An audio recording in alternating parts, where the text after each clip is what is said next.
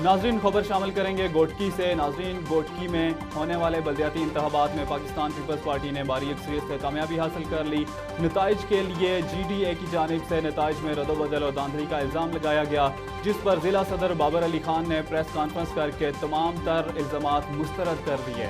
तो इस तरह की चीज़ पुरअमन माहौल में पोलिंग हुई है और रिजल्ट भी साफ शफाफ तरीके से आए हैं। अब जाहिर है कुछ टाइम लगता है रिजल्ट कंपाइल होने में। पूरे ज़िले की 66 हमारी यूसीज हैं, तो वो रिज़ल्ट आते हैं, उन कंपाइल होते हैं, कंपोज होते हैं, उसका पूरा एक रिकॉर्ड डेटा बनता है, उसके फॉर्म बनते हैं। तो इस चीज़ पे एक चीज़ पुकार शुरू हो गई है कि भाई ये हो रहा है, धांधली हो रही है।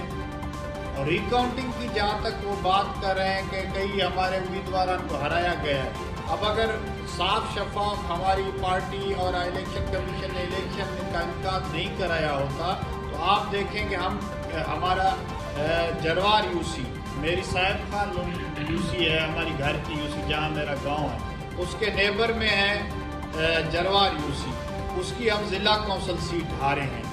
फिर मैं भी यही कहूँ कि हमारे साथ धांधली हुई है।